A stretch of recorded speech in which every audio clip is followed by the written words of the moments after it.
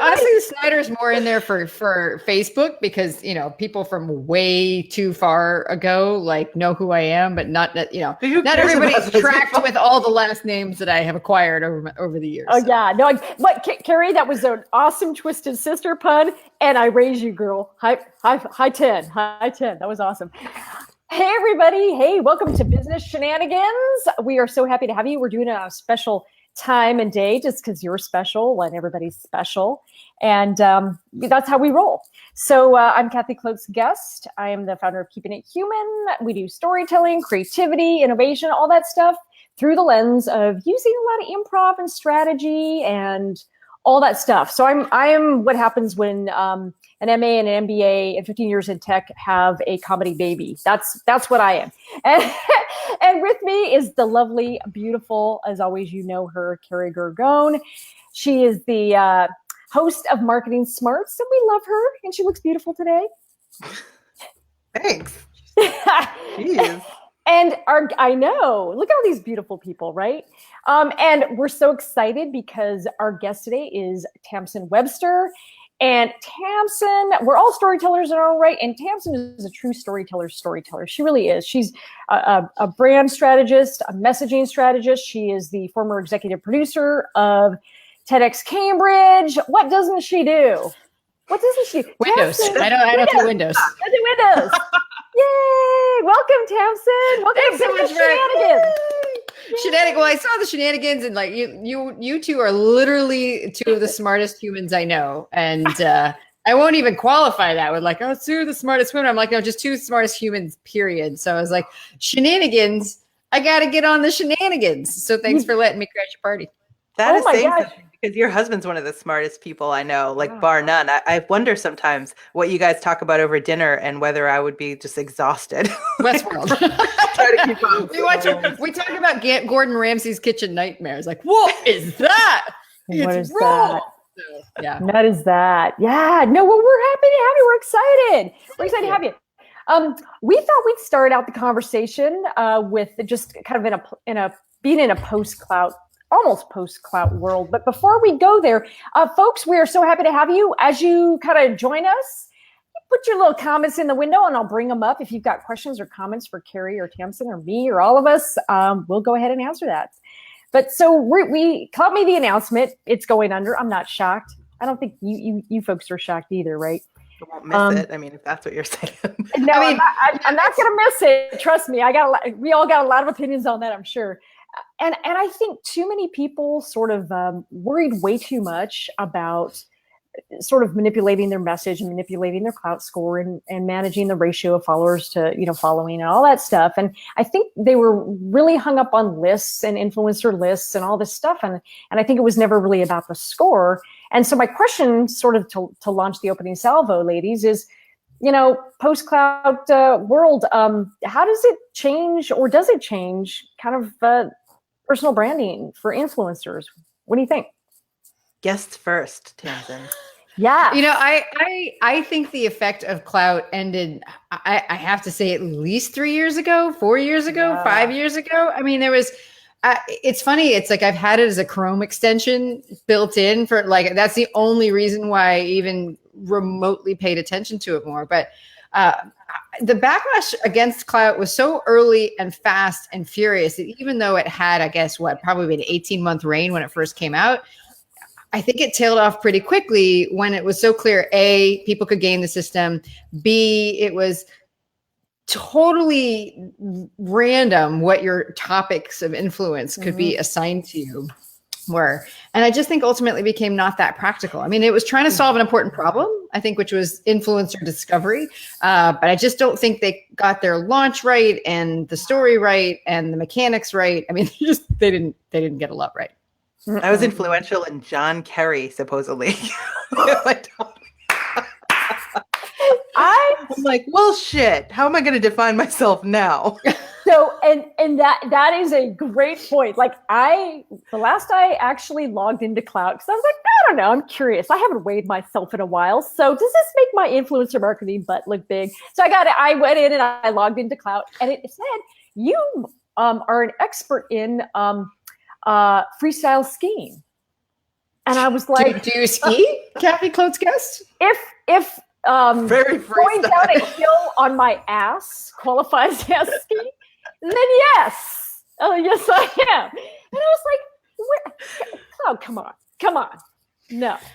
I mean, I remember, was it Sam Fiorella who famously was not accepted for a job because he had a Klout score that wasn't high enough? I mean, remember that. It was a big feature in Mark Schaefer's book, Return on Influence, right? That was a big story that he told.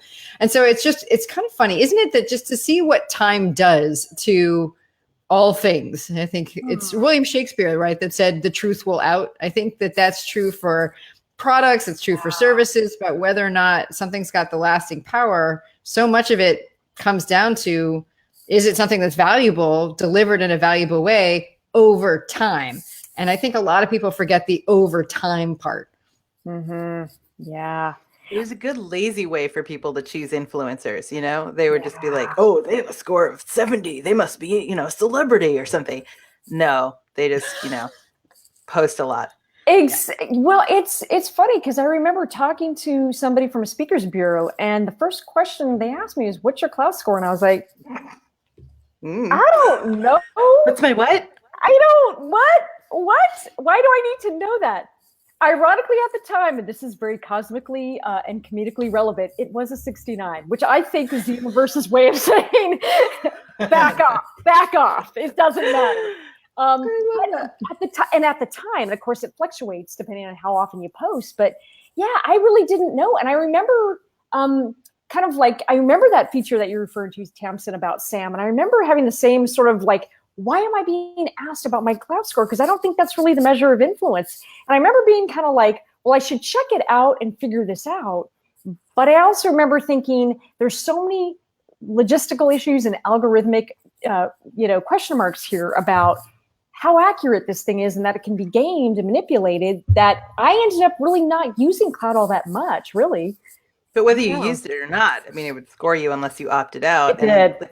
Mark was actually not a detractor. He was just saying that it was a measure of how well you could move content online. Because that's it. I mean, it can't purport to measure your offline influence or whether people actually take action based on what you say.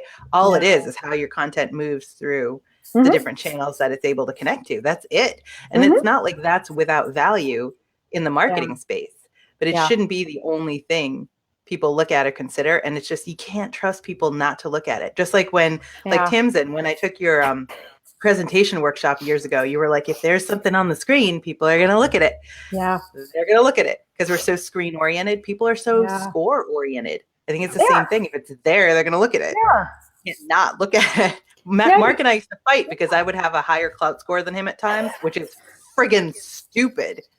He's like international, globally recognized marketing expert, best-selling author, and speaker. But it's not a measure. But see, and that's the thing. It's really not even a measure of But I got 3 nachos. You did, and so suck it, right? But it's not even a measure of just reputation. It's a measure of, to your point, Kerry, which is a really important one, of how fast your content moves through something. So it's not even a qualification on how good your content is. It's also discoverability and how visible you are. So it was an imperfect measure.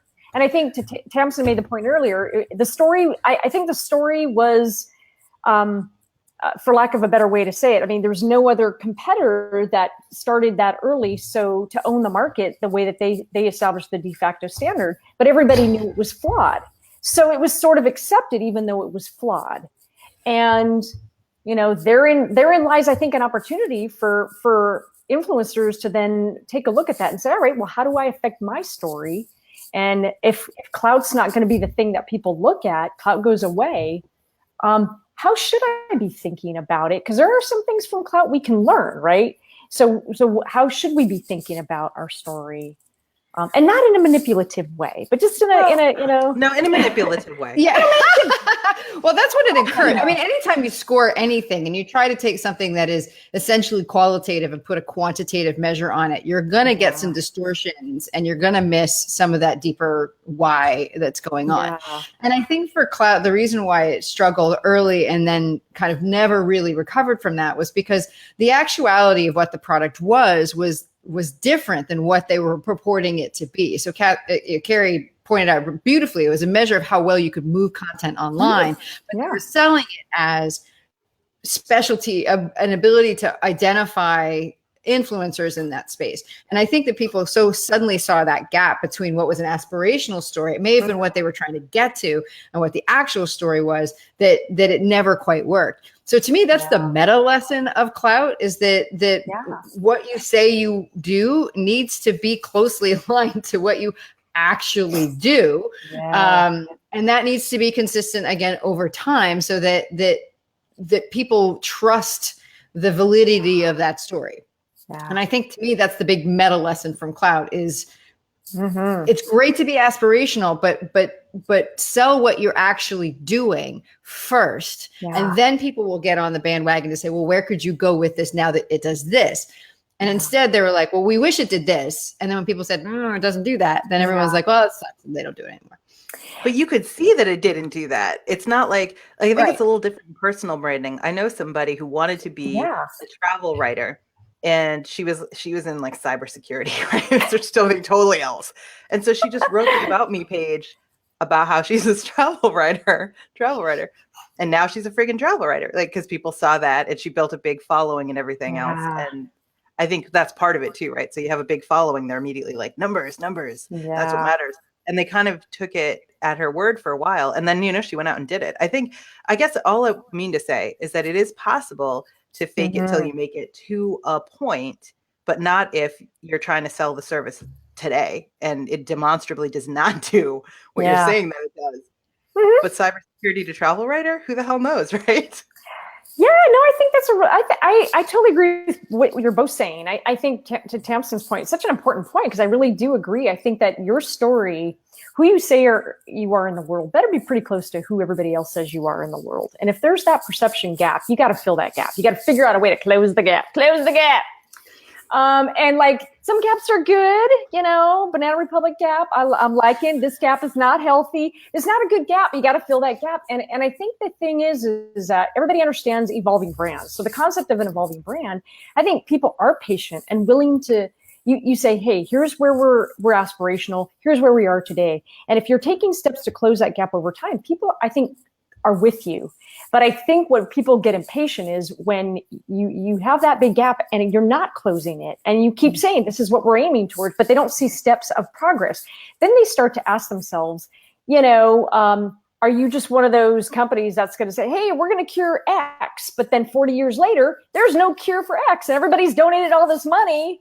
And, after a while, it becomes a credibility problem. It's a really big credibility issue, I think. Well, there's a lot of research that shows that kind of across the board, that the things that we as humans evaluate as soon as we meet somebody new, and this includes companies where we're presented with a message the first time, we're trying to assess two different things. And the first is capability, and the second is intent. And we kind of are looking at those things simultaneously. And so intent is, why are you doing this? Are you doing this for me? Are you doing this for you? Like, what's the reason you're doing this? And then the other piece of it, the capability piece, is how well do I think that you can deliver on that? Yeah. And so when you look at something like Klout, you can see that it misfired on both cylinders. Like, both of them had an issue, which is they went out with intent that was said to be one thing when they were really trying to sell that information. And the second thing was, from a capability standpoint, again, they said it was one thing that turned out to be another. And so knowing that that's what people are listening for and looking for, you can diagnose why things break when you look at brand stories that don't work, but you can also look at it from a planning standpoint going forward and saying, what can we legitimately go out there with that truly does represent what we're actually capable of right now and what our intent current and future is. And you're going to short circuit, you're going to skip over a lot of that figuring out phase and help people get to that point with you sooner. That's such a great point. And Kerry, where'd you go? I can't see you on my screen. Are you still there, Kerry? Is Kerry here? Can you hear me? I see her on mine. Okay, I don't see her on mine, but there you go. As long as you know, we can hear you, Kerry.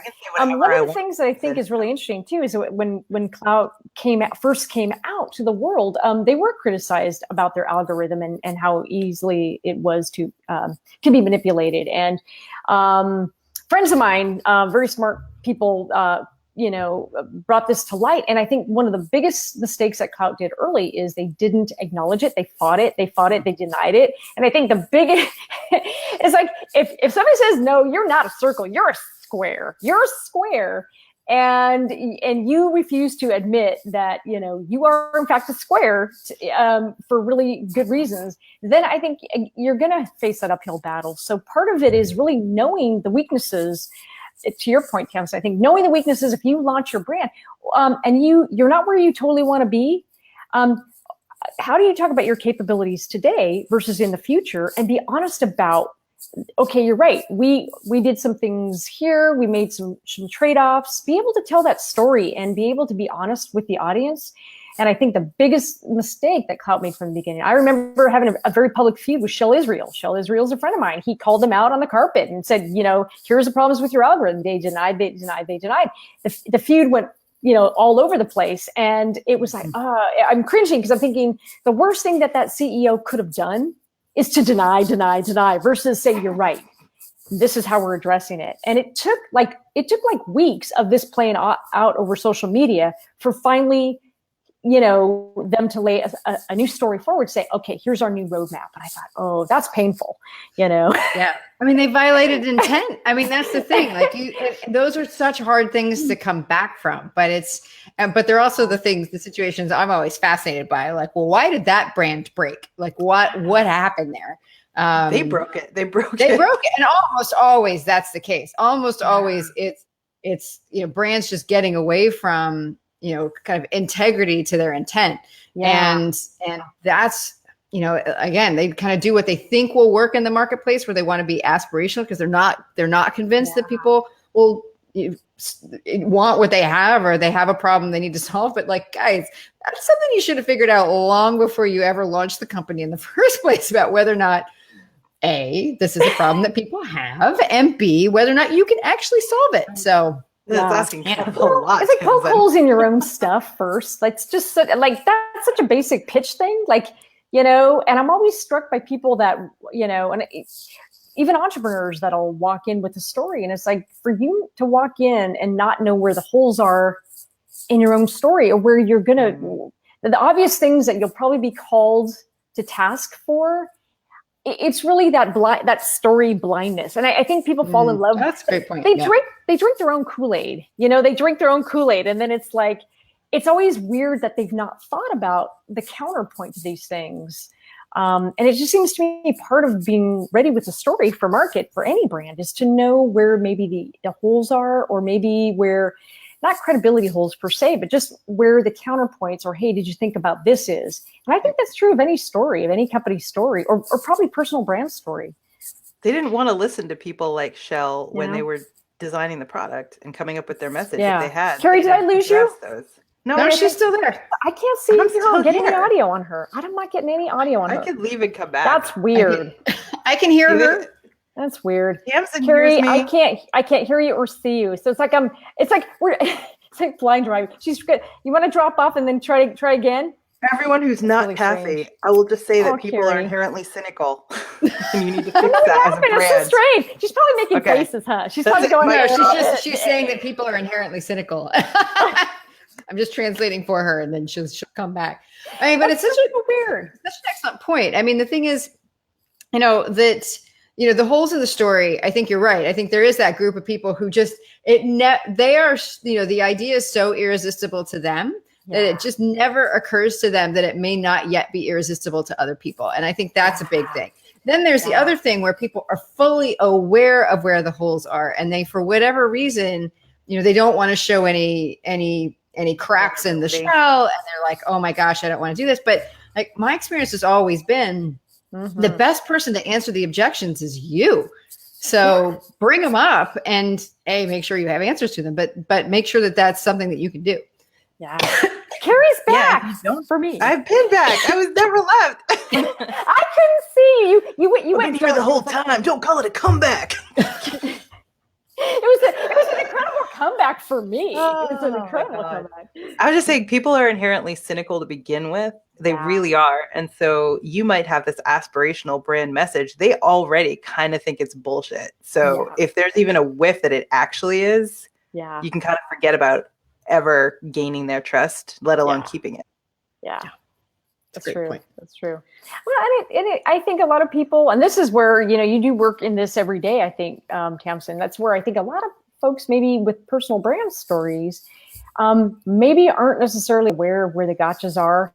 And I do think people fall in love with their own brands and it sounds good to them. And they forget that when they're telling an audience that what's irresistible, back to your point, Tamsen, to you, because it sounds good to you, that idea might not be socialized to your audience. They might not even have the same frame of reference or even know what that is. So if I'm talking improv and comedy all day, but I'm talking to executives that are looking at me with that blank stare, which has happened, you have to remember that their frame of reference is so different. And like, it doesn't really matter the how that I get there. It really doesn't matter as much as the results that I get.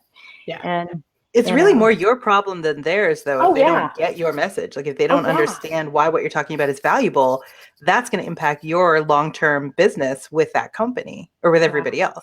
So how do you you have to kind of demonstrate your relevance first. So how do you do that, Tamsen? Tamsen's awesome at this, by the way. Yay, Tamsen! Now if I drop out, it won't even matter. Carrie who? Carrie who? Well, I mean, I think a key, the first thing to really think about, I mean, there's a lot of conversation right now, of course, about like, what's your why? And I that is correct, but I think it's a little bit more sophisticated than that, truly. I think, in fact, instead of having, one why people would care or why you do what you do as a business or a brand, there's actually this kind of ecosystem of whys. And one of the first ones that you need to figure out, other than why are you doing whatever it is that you're doing? Like, why do you want to get this message out there? Why are you developing this product? Why are you launching this business? I mean, you need to be honest with yourself about that, first of all. But then the second most important question is, why would other people care about that? Yeah. And a lot of times we skip over that. And even if we do answer it, we try to answer it so broadly with things that actually aren't looked at from those people's perspective. So we kind of have to back up and say, well, who are those people and what do they want and what do they care about and what that we also care about and what do they struggle with, so that we can kind of back up and look at our idea, our product, our service, our company, our personal brand through somebody else's eyes. And it is possible, but we just have to go through that exercise of backing up and going, well, why would they care? And you're right. I see it all the time when I'm working with clients. Like sometimes they're like, I don't know. And I'm like, all right, so let's figure that out. Right. So it's fascinating, but it happens all the time. Yeah, and it is an important question because we do forget, and it's so easy to get lost in our own head and forget that from the perspective of somebody else. It's so true. It is absolutely so true. And I do love the way that Simon Sinek packaged the why. But I agree with you. I also think the what becomes important too. Yeah. Because the what is. The how's not important, but the why, the what becomes as important, I think, as the why. But the why through your customer's lens, I think you're right. I think that tends to be one of the biggest areas where companies don't have a good answer because they get it through their little frame of reference, and it's like, well, isn't it obvious? Isn't it obvious? It's like, no. Mm-hmm.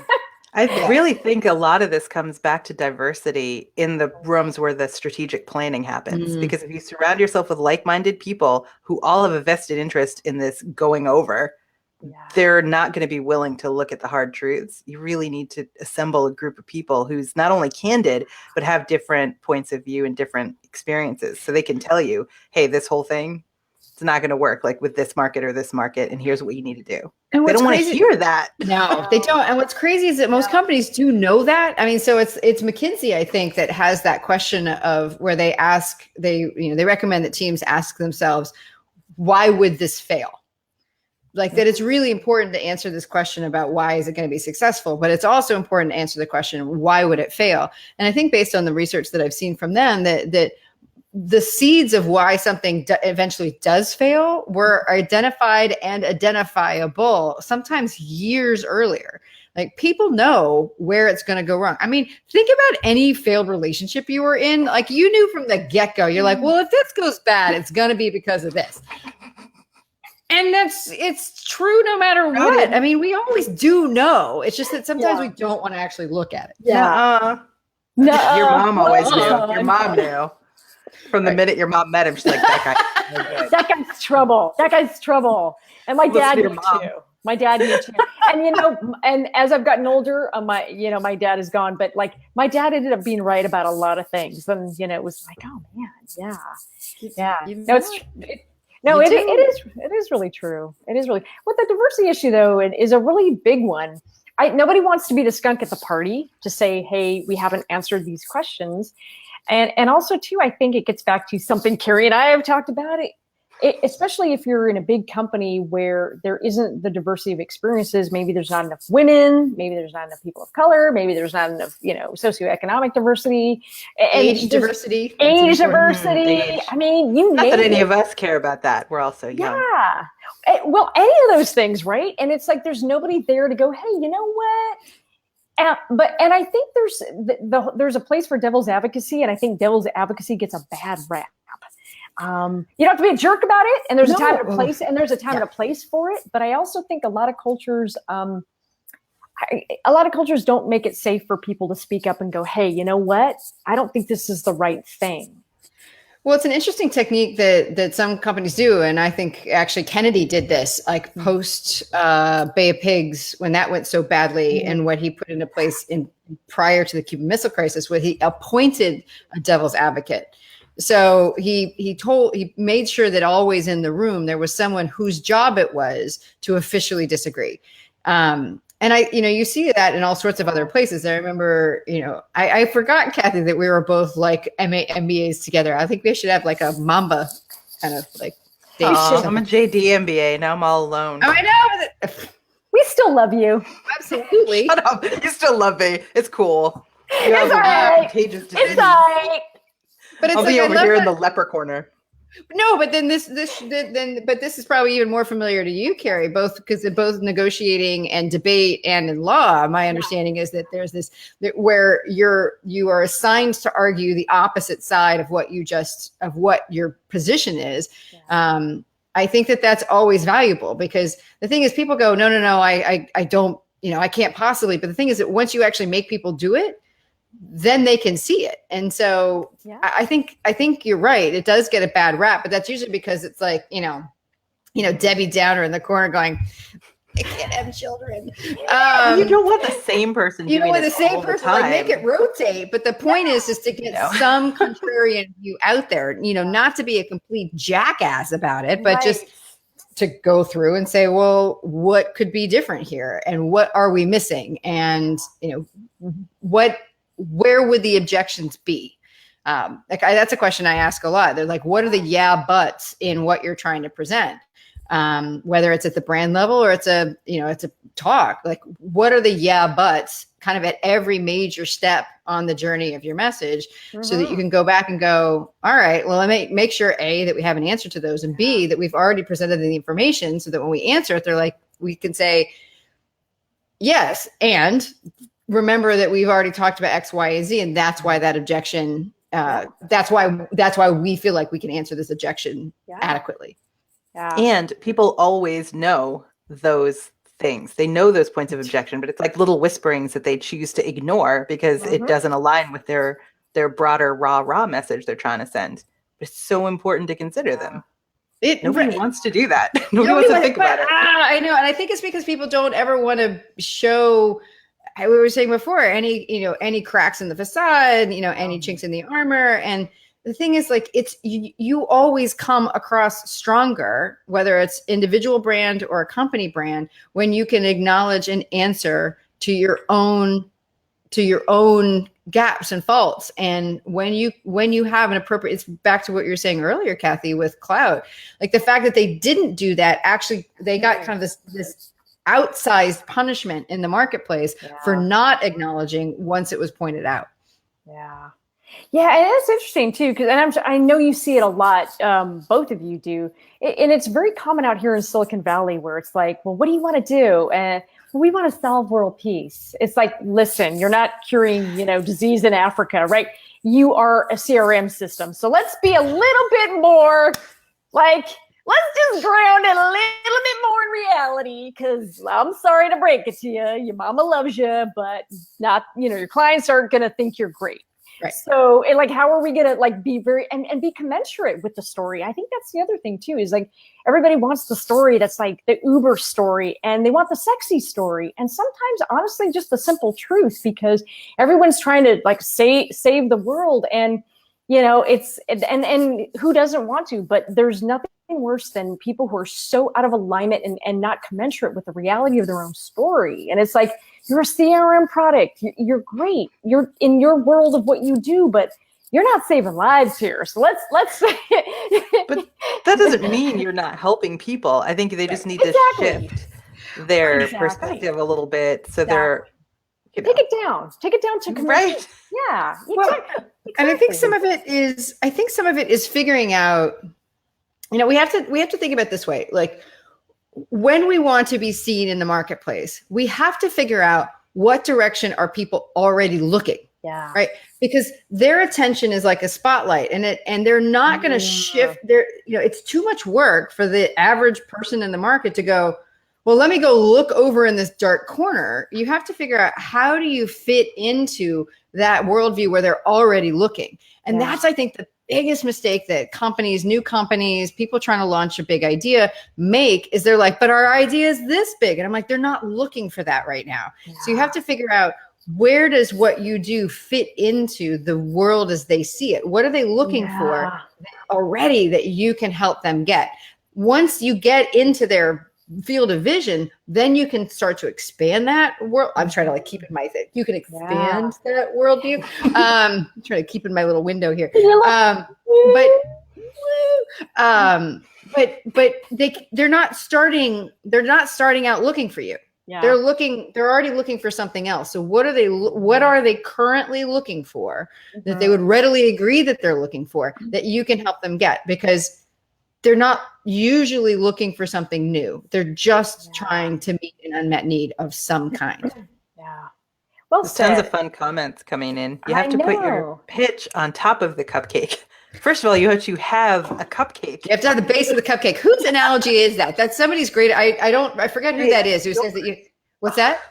J.S. Gilbert today. Well, it is J.S. Gilbert. Yeah, there is somebody who talks. Maybe it's. I've heard Phil Jones use it too. I think, where it's like, you have to actually bake the cupcake in order to put the icing onto it. And you know what? I love that metaphor, because I think that's such a great one. And thanks, JS, for that. Well said. I think, we don't, as human beings, we don't go around looking to have our lives disrupted. And therein lies I think the biggest issue with a lot of, the sexy latest, disruptive technology. And most of us are like, oh God, no, I just need something in my life to be stable and not change. And change is hard. And if we're always going against the grain of human behavior, that's an uphill battle for a story. People don't want to readily change their behavior. So I think your point is a really important one, is how do we work with the grain and the flow of how human beings think and behave and work, so that transition becomes less scary and less objectionable. And that's why I think disruptive stories are sometimes very tricky, because it's like, oh no, I don't need my whole world turned upside down yet again. But disruptive has become this kind of, again, crazy, sexy thing out in Silicon Valley. But there is a downside to that storytelling. I think that a lot of especially smaller companies and startups don't get, and that's such an important thing, I think. Yeah. You need to change your frame of reference. You can't talk about things big like world peace when people are like, I just need a new CRM. Like, I'm trying to keep it real. That's like when people talk about how they're going to impact, international policy, and they're running for town council or something. You're like, wait a second. Oh, honey, you might get an extra fire hydrant put in, but that's about it. That's it. If you pay for it yourself. So funny. Are you saying, if I'm doing a pitch then to with a small client, to like a VC, you're saying I shouldn't wear a tiara and claim that our product solves world peace? I shouldn't do the soapbox sort of, Miss Universe kind of thing. It's like give it a try. Yeah, it's like origin story or Miss America. Our product solves world peace. And I think that's the comedy of it all. It is like, no, to your point, Kerry, it can still be a helpful product. It's just anchoring that in something real. Well, and it's a classic. Actually, if you go to classic storytelling, then the answer actually lies in that, right? Because the classic storytelling, the discovery of the hero over the course of the journey is that the hero starts out wanting something, and by the end, the hero gets what they need. And what we have to understand is that when we're trying to put a new story out there, brand story, idea story, whatever it is, it has to start with what they want. You can know that it eventually delivers on what they need, but you can't really start there unless what they need is totally irresistible to them.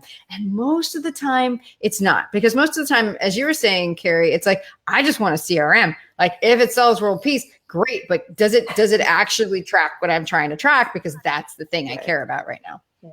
Right. We all want to be better people. We all want to impact the world for the better. Yada, yada, yada. Sometimes you just want a scheduling tool. That's it.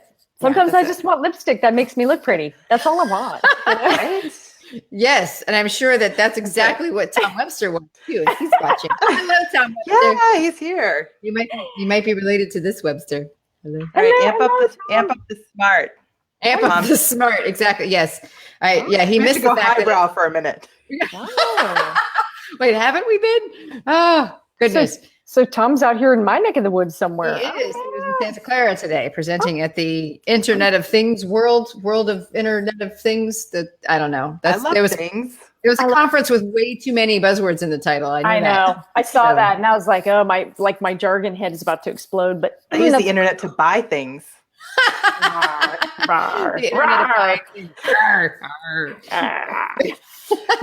So then what do you think? I mean, bringing it away from brands and back to people, now that people no longer have this crutch, which was clout or cred or whatever the hell else they were using, like their score. Now that you can't rely on raw numbers alone, what should they be doing to craft their outgoing message and make it simple? They should be doing what they were always doing in the first place. But they're supposed to be doing.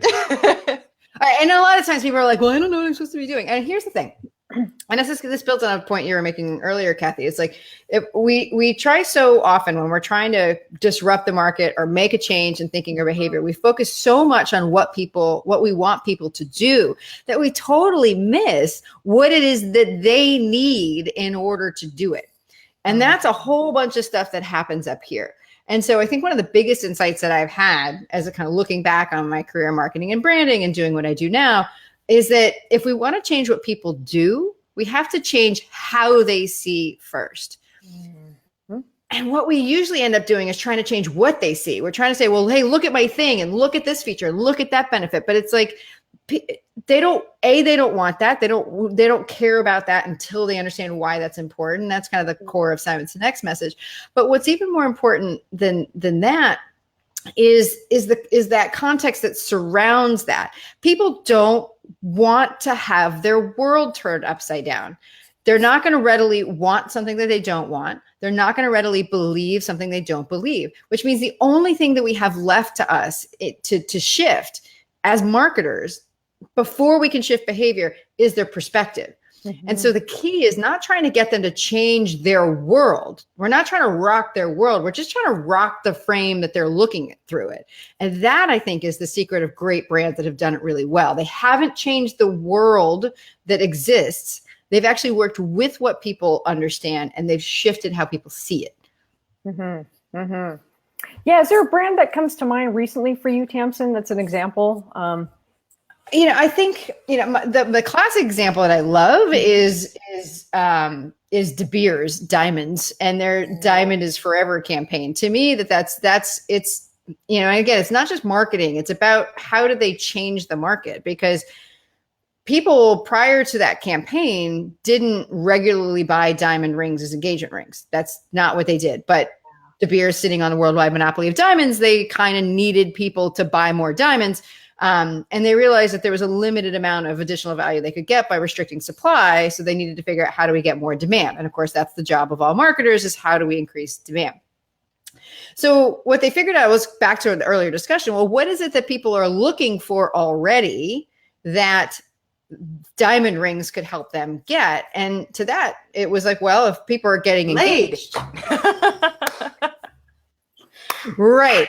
And the official thing is a symbol of the commitment to getting laid, but a symbol of the commitment, right?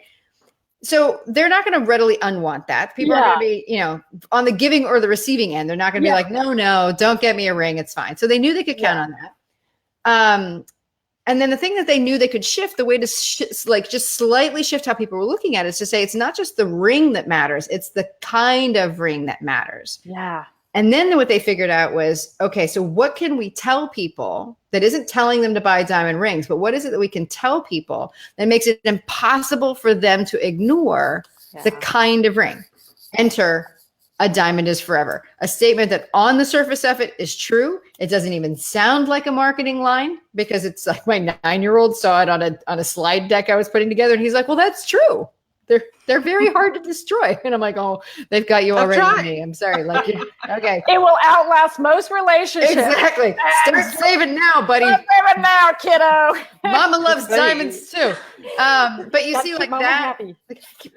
But you see what that ended up doing was completely shifting how people think. And I love examples like that. And I think, you know, you can even look at like quick examples where, you know, I remember, you know, sometimes those highway signs on this, you know, next to the 405 or whatever it might be, the Pike here in Boston, right, Kerry? But you know for years and years and years, it was like, don't drive drunk and all this. And then I remember passing one time that said, drive sober. And what I love about that is there's no room on that. So, because I think a lot of times people are like, well, I'm just a little, you know, I've had a little bit to drink. So they could have this like moving perspective, drunk. Right? I'm not drunk in their mind. But I love that when they started to shift it to drive sober, like you're either sober or you're not, right? Like you know, the minute that isn't true. And so it's that kind of thing where all of a sudden you shift how somebody looks at it.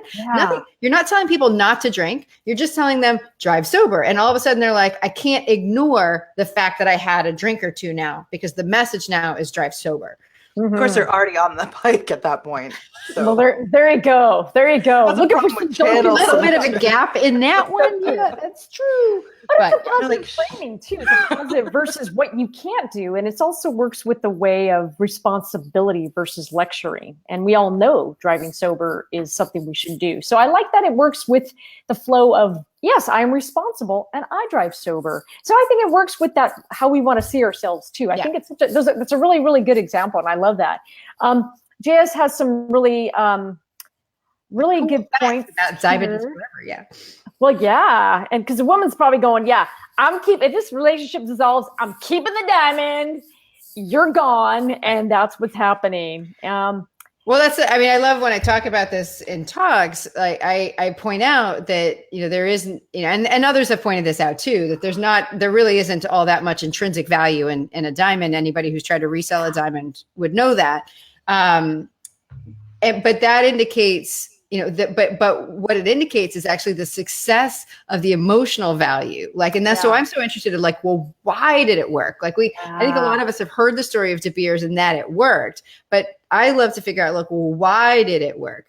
I also like looking at like, for instance, the difference between like Dunkin's and Starbucks. And if you kind of look at, you know, why do they do what they do the way that they do it? It's not just their one big why, because you know, the big why for Starbucks is, you know, create the third place. And the big why for Dunkin's is to, you know, provide the fuel that America runs on. Yeah. Get the hell out of here with it. Get the hell out of here with it. But the thing is, but that why is assembled by these other ones. Like, well, what are people looking for? I'm looking for my coffee in the morning. And well, what is the perspective that we as a company can take on that's different and put something else in the market? Well, you know, you've got Dunkin's that's saying, you know, basically, you know, coffee isn't just part of my morning routine. It's on the critical freaking path of my routine. Like if anything goes, like exactly, if anything goes wrong with that, like if it's late, if it's not the thing that I want, if I have to like wait, like none of it works. But Starbucks really is for the people who say, yeah, well, when I take a break for coffee, the break is just as important to me as the coffee. Yeah. You know, and so... Yeah. And then there's beliefs behind that. So coffee, like coffee is fuel, that's Dunkin'. And then, you know, I think you could figure out for Starbucks, it's something along the lines of, you know, the experience flavors the coffee. which is objectively true because in blind taste tests, Dunkin's regularly wins out over Starbucks. Oh, yeah. Which means absent the experience, you actually don't prefer the coffee. You prefer the experience. And now once you see those things together, now you understand why Starbucks has that mission of the third place and why why Dunkin's is about let's get you in and out as fast as you possibly can. And there's nothing that tells that story more than the chairs. Yeah. Like think about the chairs, Dunkin's is these like bent plywood, like covered in chipping formica. Yeah, they're like salvage chairs. Out of here. It's like, we are going to make this such a crappy experience for you. Your ass is going to want to leave. Yeah, exactly. No, exactly. I love that. And Starbucks is like, no, stay a while. We'll play some music. We'll give you snacks that you can eat all day. We'll sous vide some eggs for you. And your usual spot is ready for you. Exactly. Well, and I think, Kerry and I have talked a lot about too, the power of story too, to hold you accountable. And we started off talking about sort of the elements of that brand story and the beauty about Starbucks recently in the news, because if you say conversations is your platform and you're about creating conversation, a clean space that's friendly and social to create conversations, that it also not sticky. Dunkin' Donuts is always sticky. It is, but if we're going to hold ourselves to that bigger brand story, I don't want to know that story. You don't even want to know what went through my head. You probably already know what went through my head. Erase. I know. I was like, Valley are so filthy minded. My dirty mind went there. But then it creates this space for Starbucks to then go, okay, if that's our story, we got to do everything right, which is why they had to handle this other situation in the news the way that they did. So, right, because if they're inviting people to be there and hang out and have conversations, then you can't call the cops on people for doing exactly that. No bueno. JS is saying, the big problems are part of it is a disconnect between the storytellers and the people to tell that story or to deliver on the story. Deliver on the promise. Yeah. On the promise. Yeah. And that's a big thing. Yeah. Well, and I think that comes back to a little bit what we were saying before. That comes because we try to create the story, right? And then kind of have it reverse back to the meaning. Yeah. Right? Rather than saying what's driving the story in the first place. So I'm a big fan of actually separating how we confuse as marketers, as branders, as whatever. We confuse narrative and story. We do. And to me, and there's a lot of ways, because the narrative can be confusing because it can be both smaller than a story and bigger than a story. But what I'm talking about here is the bigger than the story narrative, a narrative that is collaboratively built. It's essentially a story that's still in process. Think about the American dream. That is a narrative that to which stories support it. And the thing is that a lot of times when we try to get the brand story, we try to get the brand story, like the single story that will capture this ongoing narrative. And that's just not how it works, because all the experiences that somebody has with a brand create and feed into that narrative, to wit, United Airlines. So when you get a big break between the story they want to put out there, Fly the Friendly Skies, and the individual stories that get out there, you realize that there's a big disconnect between the narrative, which is we batter passengers, and and what they're trying to get out there. Only when they're asking for it, Tammy. Yeah, those jerks pay their money. Well, it's more like we fly the friendly skies if you're a million miler, right? Like that's right. And that's where I think, even when those things happen, when those brand failures happen, I'm always super interested in who cares, like who comes to the defense of the brand. And when United had its problems, who was defending the brand? Yeah. On two extremes. One were the people who are like, I never have a problem with United. And who are those people? The million freaking milers. Like, of course you don't have a problem with United, because that's who United is really for. And then the other people were like, I'm stuck in a hub city. I can't fly anything else. Well, exactly, which is why I always back to our Klout friends. It's like, I always laughed because whenever this would happen with an airline, a lot of our friends that have these crazy Klout scores would be like, I don't understand the problem. I was treated like a king or a queen. And I'm like, when you're at 98, 10 million followers. And so guess what? If I had 10 million followers, I would have that treatment too. So we're not the same. And so you should experiment. You should trade Twitter handles for a day. Well, and there money about this. And put your money where your mouth is. But that is such an interesting point. And I think it's such an important point that you made earlier, Tamsen, which is, I think too often times we're going for the story, we're going for the fictionalized story, but the story is so disconnected from how we operate internally. Yeah. And that's not the way we do business internally. And that disconnect, then you put a story out, you can't possibly live up to that story that you've put out there. And then that's where the disconnect happens. And then that's where the gap where people go, oh, that's not my experience. And not only that, but it puts employees in a really horrible, horrible situation. I have come into companies after a merger. A company's acquired another company, and I've come in to do some work. And then the employees will be like, so what do you think of our new story? And I'll be like, well, it doesn't matter what I think. You're the employee that works here. What do you think? And they're like, I think it's horrible. And they live and breathe that disconnect. Yeah.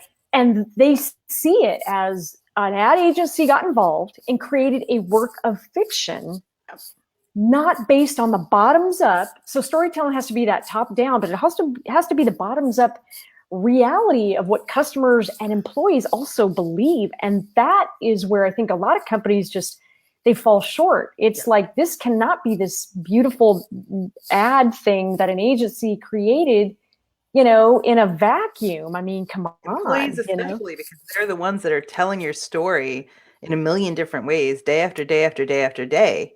And if they can't get it right, or they don't believe it, no one else is going to believe it. Well, the thing is, it's not what you say, it's what you do. And where we get it wrong so often with brand storytelling is that we miss why we do what we do in the way that we do it. What is driving the decisions that we make every day? It's not the brand story.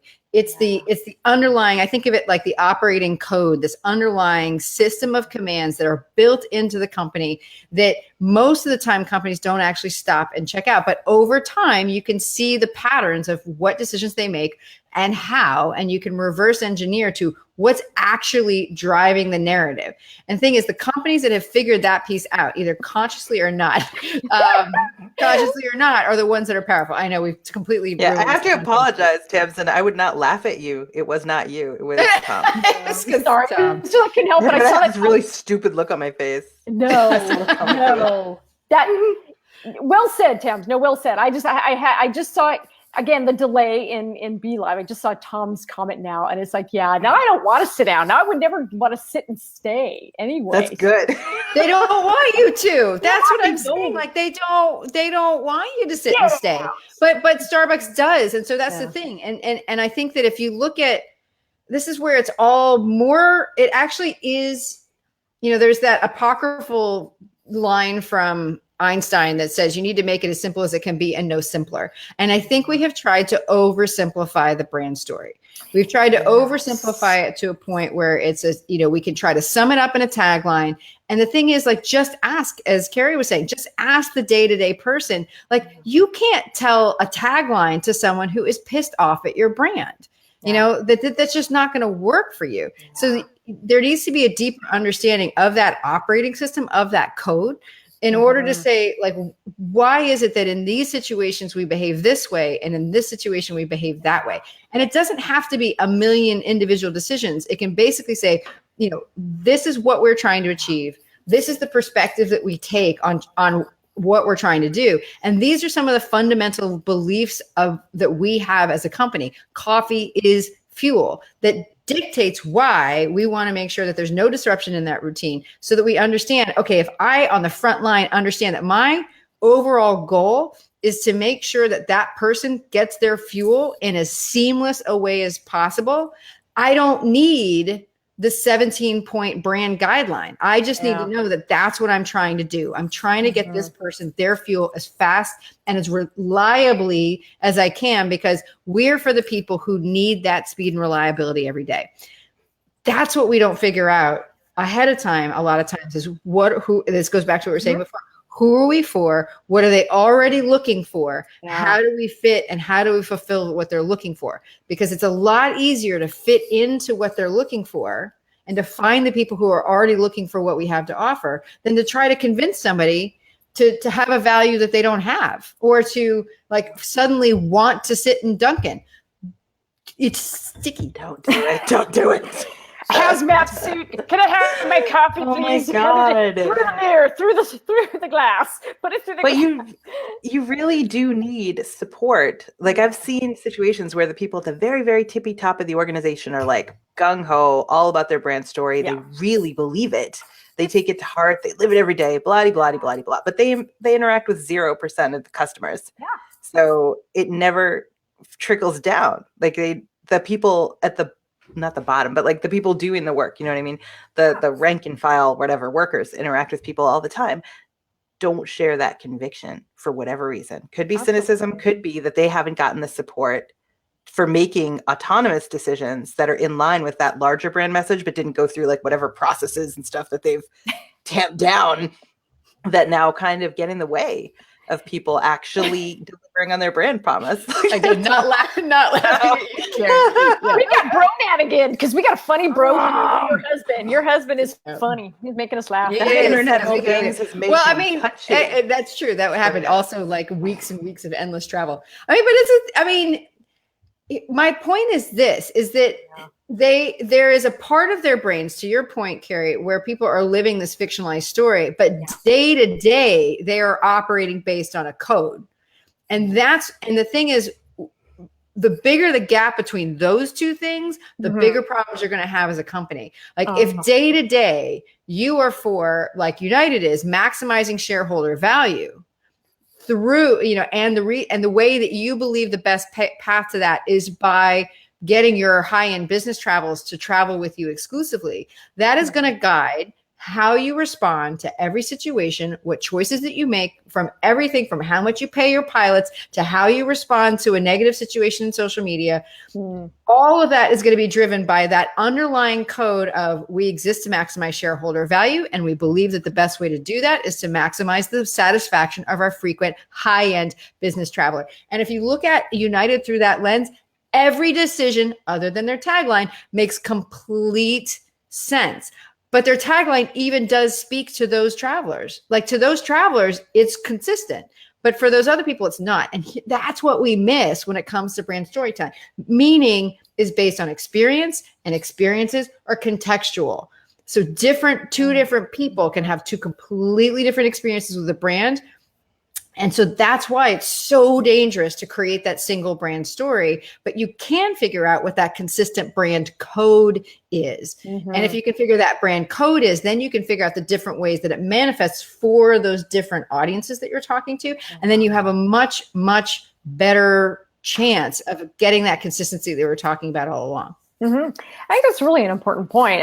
There's no question in my mind. And I think part of the way we've also done it is, as we're all in agreement, is we've disconnected employees from the experience too. And I think that, if they're the ones delivering on the day-to-day stuff, they do have to be part of it. And I think that's such a big issue, I think, with brand storytelling today, is that I think it's superficial. I also think it's really disconnected from the best storytellers in your organization are not in the C-suite, and we need to be making sure every once in a while that the reality of these stories that are coming up through the people doing the work continue. Does it support? Does it match? Does it match? Right.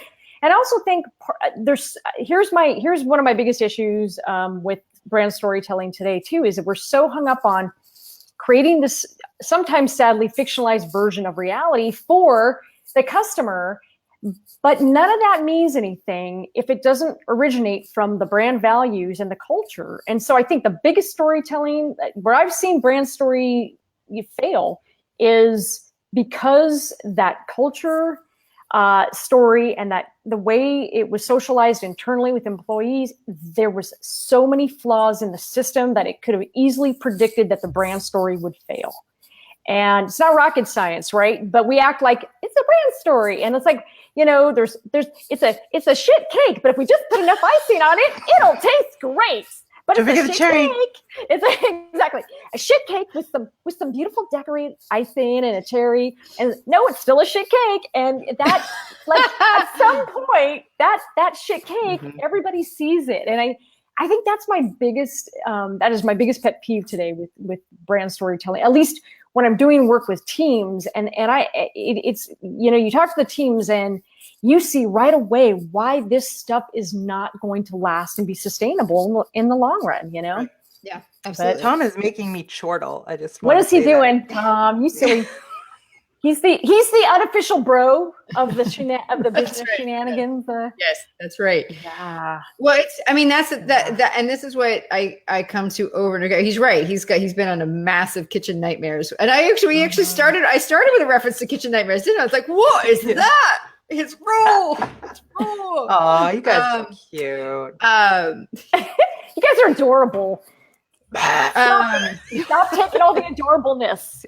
But the thing is, like, that's the thing is, even the mission. I even have an issue with most brands' mission and values, because again, those are still aspirational. Like, what you do is so much more revealing about what you truly care about than anything you ever say. It's not what you do, it's what you say. So reverse engineer from what you do.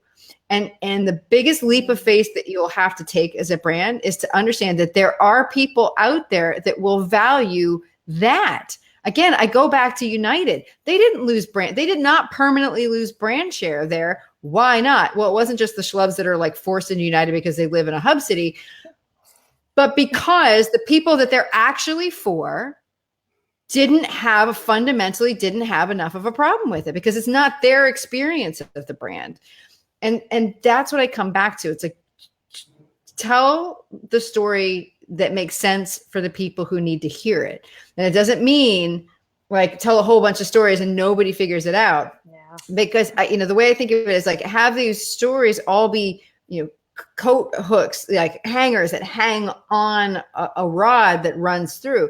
That code, that brand narrative is what's going to run through. Mm-hmm. Eventually you're going to see like, okay, well, what's the wardrobe of stories?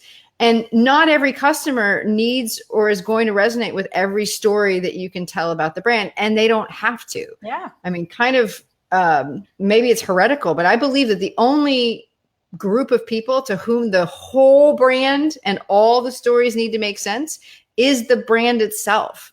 Like, the only people who need to see and understand the entire elephant is the brand. Yeah. And other than that, like if I need a tusk and like you've got an awesome tusk, that's all I care about. Like, this is an awesome tusk. And if I don't even know what it's connected to, whether it's a rhinoceros or an elephant or a unicorn, like, it doesn't matter. Yeah. It needs to matter for you, the brand, to say, we understand why we have a tusk and an ear and a tail and a foot.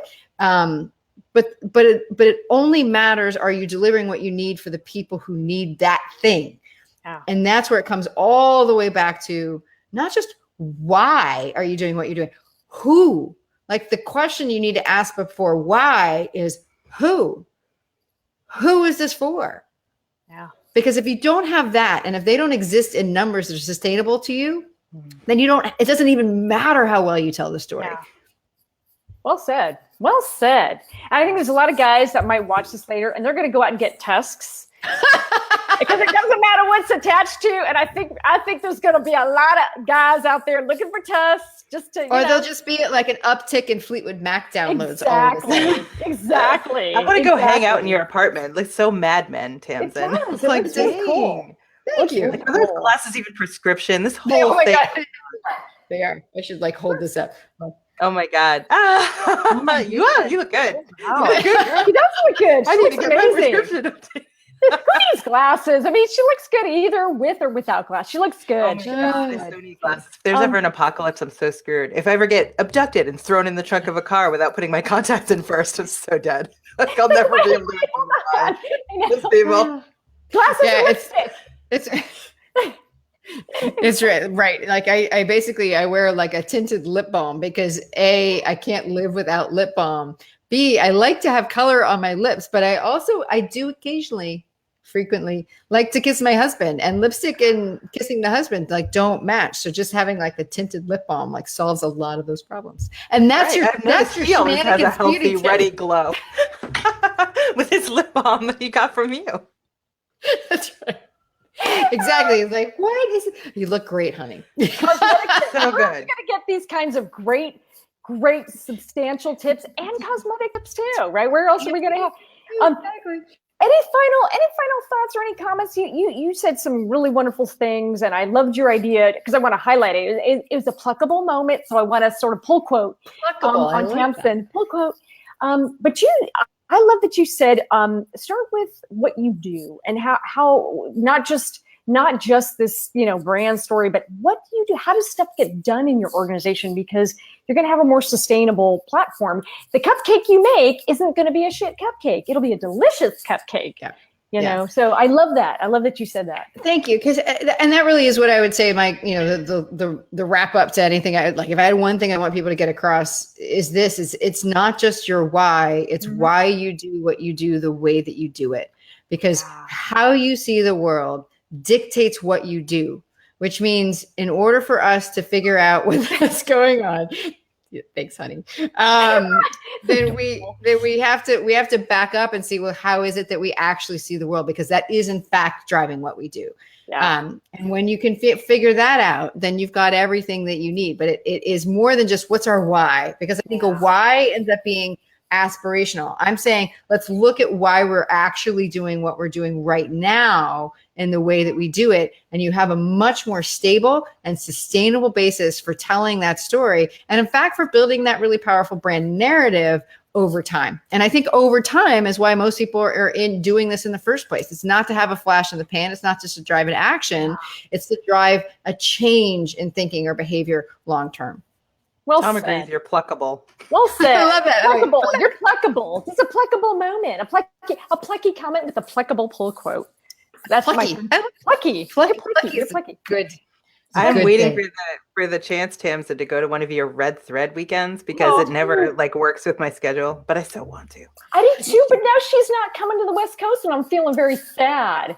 Well, we'll figure that out. So, the next one's in the end of July here in Boston, and I think the approach I may take after that is just get committed people, and then I'll find the time and the place that works for that group of people. So, I think I may start doing it bespoke that way, or at least experimenting with that.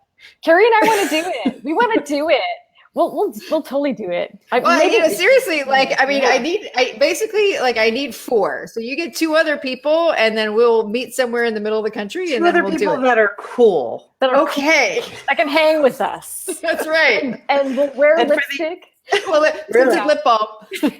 Well, for the unindoctrinated, the Red Thread Weekend is where Tamsen will help you to craft your idea into a kick-ass presentation structure and pitch. So if you have aspirations to become an effective speaker, you can craft your talk. Absolutely. And the rest of us are just Forrest Gumping our way through this until something breaks. Exactly. Eventually, we throw enough stuff at a wall. Something sticks, like at Dunkin Donuts. Yeah. Everything sticks at Dunkin Donuts. Everything sticks at Dunkin Donuts. Yeah, exactly. Oh my goodness. Where can people who watch this, when they're done laughing, can they find it? Is there Tamsen Webster? Yeah, TamsenWebster.com is the best all-inclusive thing for me. And if you're specifically interested in the Red Thread Weekend, redthreadweekend.com. Awesome. Kerry, we got to go find 2 more people. If I can sell cookies, I can help my son sell Bear Scout stuff. I can sell the crap out of it. I think we can sell a couple of people on Red Thread. We can do this. And then, like I said, we get 4 people, and then we'll just do it where and when it makes the most sense for that group of people. So happy to do that. And Kerry, where can people find you and your loveliness? Besides here, Kerry Gorgone, kerrygorgone.com, Kerry Gorgone on Twitter, Kerry Gorgone kind of everywhere, I guess. And then the Marketing Profs podcast, marketingprofs.com. And it's wonderful. You should listen. And folks, you can find me at keepingithuman.com. We do the business shenanigans most Thursdays, Kerry and I. And then on Friday, I do Yes and Brand Show, which is where we do a little bit more of the backstory of how brands and individuals how they find their thing and how did they say yes and to all the good stuff that they're doing now. Because I think it's a way to really take that story and kind of peek under the hood a little bit, in a positive way, not in a creepy way, but in a consensually loving, wonderful way that, we explore brands. This is going downhill. Exactly. It started with Tusk and Pluckable. I don't know. Maybe it started with Dunkin. The stickiness of Dunkin. Yeah, I think. I don't know. But we have a lot of fun on that. We do. Now I'm going to think about you and Tom every time I go to Dunkin Donuts, and I'll be like, hey, told you. But I will say this. I love Dunkin' Donuts coffee. It is better than Starbucks. You're absolutely right. And so for when I'm on I just love Dunkin' Donuts. So they do have great coffee. Tom really loves you too, because he hung in there after that. He could have been like, he did. No. Yes. And he's also assured us, I see that he can assure us that no other podcast in the world has both Pluckable and Tusk in it. Yeah.